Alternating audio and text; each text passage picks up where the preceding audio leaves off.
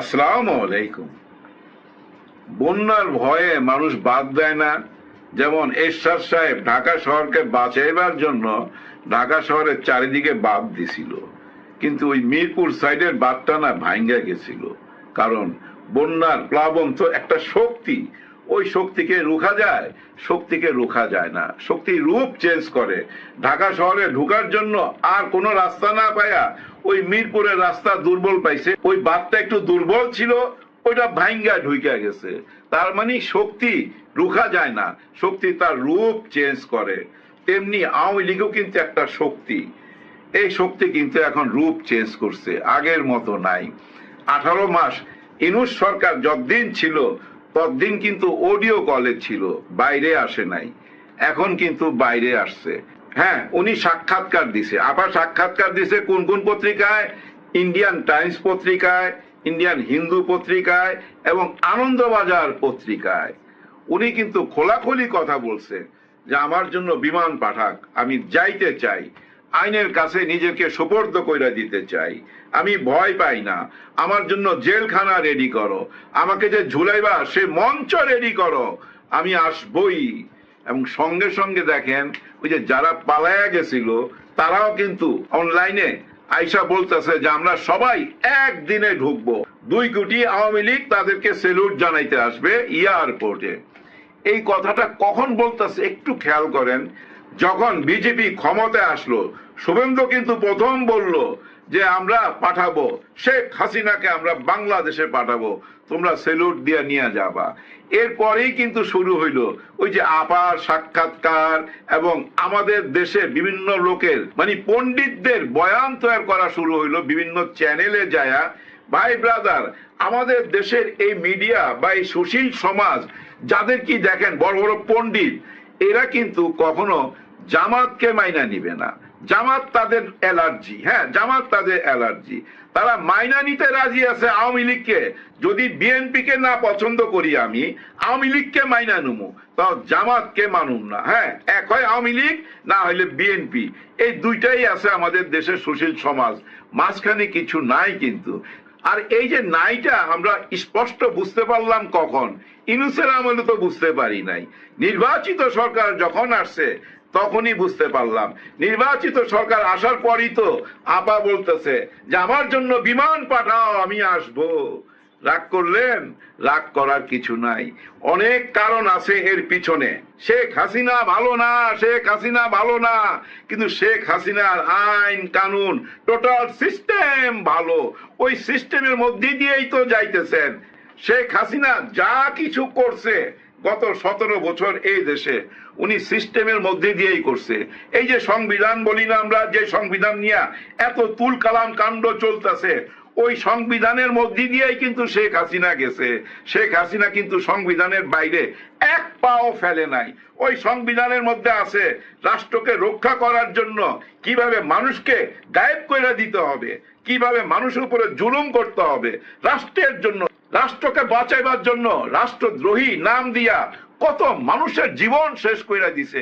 ভাই ব্রাদার, ইউনূস সরকার যখন আসছে উনি একটা জিনিসই চিন্তা করছে, এই যে এই দেশে সবসময় তো নির্বাচিত সরকার আসে, সবসময় নির্বাচিত সরকারের অধীনেই কেন বারবার স্বৈরাচারী কর্মকাণ্ড হয়? কোন সরকারের আমলে হয় না একটু খেয়াল করেন তো। যারাই নির্বাচন করে আসছে তাদের সরকারের আমলেই তো ভাই মানুষের উপরে জুলুম করা হয়েছে, মানুষকে গায়েব করে দেওয়া হইতো ওই আইনের কথা বইলা, কারণ এরা রাষ্ট্রদ্রোহী। দেশকে বাঁচাইবার জন্য এদেরকে গায়েব করে দেওয়া, ওই সংবিধানের বাইরে কিছু না তো, ওই সংবিধানের মধ্যেই তো আছে। যার জন্য ইউনূস সরকার যখনই আসলো তারা সবাই চিন্তা ভাবনা করে বাইর করলো, আচ্ছা এই সিস্টেম গুলাকে কিভাবে বাদ করা যায়, যে সিস্টেমের মধ্য দিয়ে স্বৈরা শাসকের জন্ম হয়।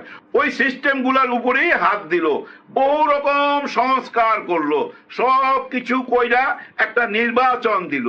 যে নির্বাচিত সরকার বর্তমানে দেশ পরিচালনা করতেছে, দেখেন ওনারা তো সংস্কার মানবে না। এটা বুঝার জন্য ভাই অনেক জ্ঞানী হওয়ার দরকার নাই, এটা বুঝা ফেলাইছি অলরেডি, এটা বুঝার কাম সারা।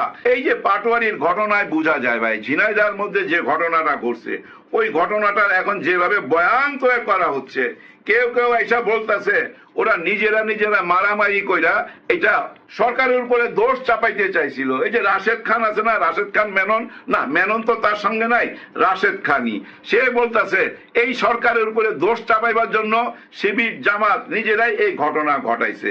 এই জন্যই বললাম এই দেশের রাজনীতি কি হইতে যাচ্ছে, এই দেশ কোন পথে যাচ্ছে এটা তো বোঝা যায়। ভাই ব্রাদার, মূল জায়গায় আসি। দেখেন, মানলেন না আপনারা সংস্কার, কিন্তু আপনারা তো 31টা দফা দিছিলেন। দেখেন, আপনারা তো 31টা দাবি জানাইছিলেন। সেই দাবিটা কখন জানাইছিলেন? হাসিনা সরকারের আমলে।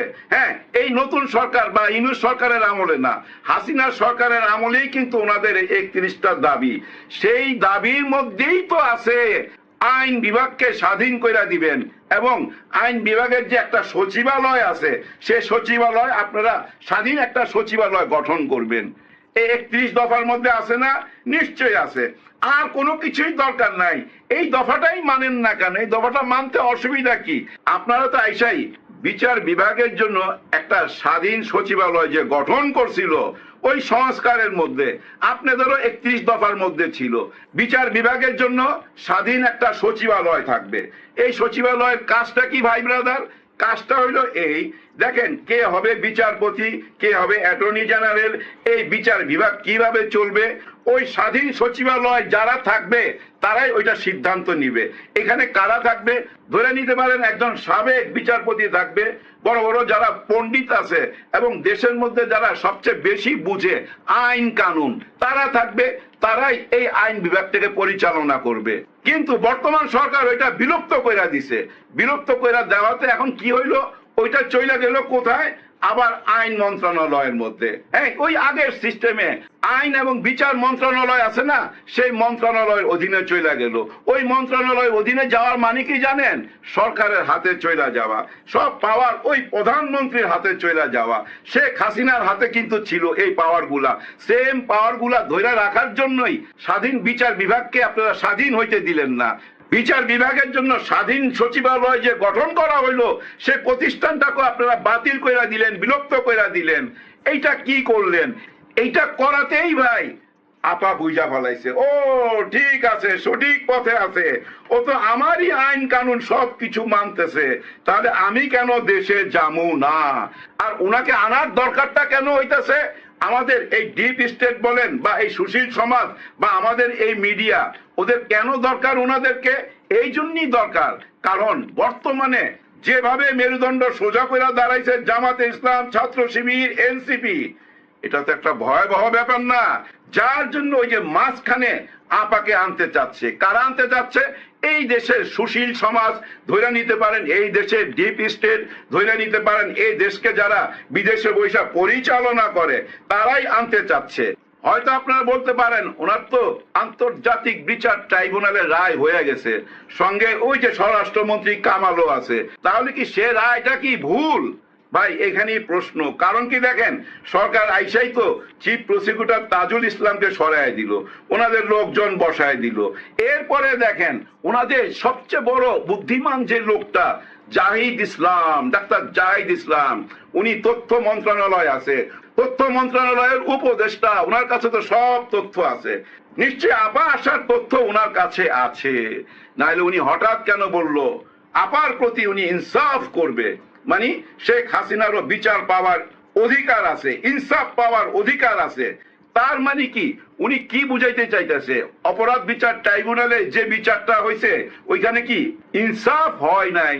এইটাই তো বুঝাইতে চাইছে যে ওইখানে ইনসাফ হয় নাই, প্রয়োজনে আবার ইনসাফ হবে। তার মানে কি জানেন, শেখ হাসিনা যদি চইলা আসে, ওনাকে যদি সুন্দর একটা জেলখানায় রাইখা দেয় আর এই বিচার চলতে থাকে, ওনার সমস্ত মাঠের কর্মীরা চাঙ্গা হয়ে যাবে ভাই। হ্যাঁ ভাই, চাঙ্গা হয়ে যাবে, কেউ রুখতে পারবেন না। কারণ আমাদের এই সুশীল সমাজরা তো এক হয় বিএনপি, না হলে আওয়ামী লীগ। জামাতকে তো তারা মাথায় নেয় না, জামাতকে গণায় ধরে না, যার জন্য গোপন বন্দোবস্ত হইতেছে শেখ হাসিনাকে আনার, যার জন্য নতুন নতুন বয়ান তৈরি করতেছে। দেখবেন বিভিন্ন চ্যানেলের মধ্যে এবং নিজের ব্যক্তিগত চ্যানেলের মধ্যে আইসা কি সুন্দর সুন্দর বয়ান তৈরি করে। আপনারা খুব খেয়াল করলে দেখবেন গোলাম মাওলা রনি এমন চিবায়া চিবায়া মিষ্টি কইরা কথা বলে। কারণ কি জানেন, ওনার তো রাস্তা একটাই খোলা আছে। হ্যাঁ, আওয়ামী লীগ আর কোন দল ওনাকে নেয় নাই। আগে আওয়ামী লীগে ছিল, মাঝখানে বিএনপি, আরো কোন দলে জানি গেছে, আবার ঘুরা ফিরা এই 5ই আগস্টের পর বহু চেষ্টা কইরাও কিন্তু উনি কোন দলে যাইতে পারে নাই। একজন রাজনীতিবিদ রাজনীতি না করলে তার মনে শান্তি থাকে না, যার জন্য উনিও চায়, ওনারাও চায়, একটা দল চায় আবার আওয়ামী লীগ আসুক।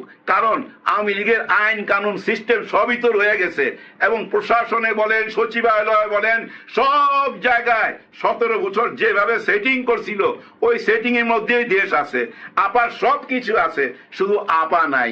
রাগ করলেন, রাগ কইরা লাভ নাই। আর আমাদের পার্শ্ববর্তী দেশও এখন চায় আপা নিজের দেশে ফেরত যাক। আপাকে পাঠানোর প্রয়োজনটা আরো বেশি হয়েছে কেন জানেন? দেখেন 2025-এ পাকিস্তান আর ভারত একটা যুদ্ধ হয়ে গেছে, কিন্তু অপারেশন সিন্দুর হয়েছে না ভাই, কাশ্মীর নিয়া। এই যুদ্ধটা কিন্তু ছিল বেসিক্যালি আকাশ যুদ্ধ। এই আকাশ যুদ্ধে পাকিস্তানের একটা যুদ্ধ বিমান যে থান্ডার কি যেন সাথে আছে, সেই যুদ্ধ বিমান ভাই যা কৌশল দেখাইছে, যে ভূমিকা পালন করছে, ইন্ডিয়ার 12টা বাজায় দিছে। ওই যুদ্ধ বিমানের নাম চারিদিকে ছড়ায় গেছে, সবাই মুখে মুখে তখন আলোচনা ছিল এই JF থান্ডার নিয়া। ওই JF থান্ডার বাংলাদেশে একটা আসছে, কে দিছে উপহার? আসিফ মনির। উনি কে? পাকিস্তানের সেনা প্রধান। যা তার সেনা প্রধান না, কিন্তু আমেরিকা, ভায়ার, ইসরায়েল এবং ইরান যে যুদ্ধটা হয়েছিল ওই যুদ্ধের মীমাংসা করছিল কিন্তু উনি। হ্যাঁ ভাই, ক্ষমতা আছে, হ্যাডম আছে, সেই লোক পাঠাইছে। কেন পাঠাইছে JF থান্ডারকে? প্রশিক্ষণ নেওয়ার জন্য। প্রশিক্ষণ নেওয়ার পর বাংলাদেশের পাইলটরা প্রশিক্ষণ নেওয়ার পর আমার মনে হয় কয়েক ডজন ইন করবে। বাংলাদেশ পাকিস্তান থেকে এগুলো কিনে নিচ্ছে। এখন চিন্তা করেন, যে বিমান দিয়া তাদেরকে হারাইছিল, হ্যাঁ ভাই, এই 2025-এ অপারেশন সিন্দুর হার মানছে শুধু এই JF থান্ডারের জন্য। সেই JF থান্ডার এখন বাংলাদেশ কিনে আনতেছে। এইটা কি মাইনা নিতে পারতেছে? মাইনা নিতে পারতেছে না। তার মানে কি জানেন, যাদের উপরে ওনারা ভরসা করছিল সেই ভরসাটা ভাঙ্গা যাইতেছে। আরো কেন ভাঙতেছে? বাংলাদেশ এবং পাকিস্তানের একটা গোয়েন্দা চুক্তি হয়েছে। এই গোয়েন্দা চুক্তির পিছনে কারণটা কি? একটা জঙ্গি গোষ্ঠী আছে, তেহরিকে তালেবান পাকিস্তান নামে, এরকম একটা জঙ্গি গোষ্ঠী আছে যাদের পদচারণ এখন ভারত, বাংলাদেশ, পাকিস্তান এরকম শোনা যাচ্ছে। ওই কারণে পাকিস্তানের সাথে বাংলাদেশের একটা গোয়েন্দা চুক্তি হয়েছে। ঠিক তেমনি একটা গোয়েন্দা চুক্তি ছিল কিন্তু আওয়ামী লীগের আমলে। কাদের সঙ্গে? ভারতের সঙ্গে।